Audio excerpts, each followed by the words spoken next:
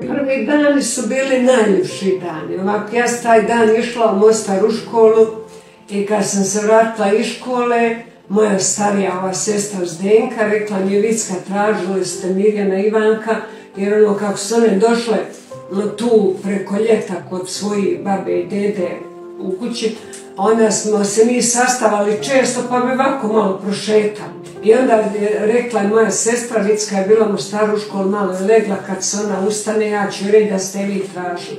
I tako kad sam se ja ustala, meni je Zdenka rekla: Vicka, tražile ste Mirjana i Ivanka i rekle su put gdje su krenule. I sad iđući tamo, mene su zvale Mirjana i Ivanka: požuri Vicka, požuri.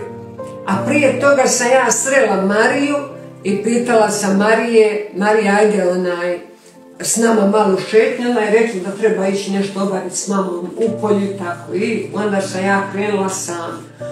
Dolazeći bliže njima, one su mene zvali: brže Vicka, brže. Mislila sam ja da nije zmija, kakva životinja, nešto napudokno, onako zovu brzinski.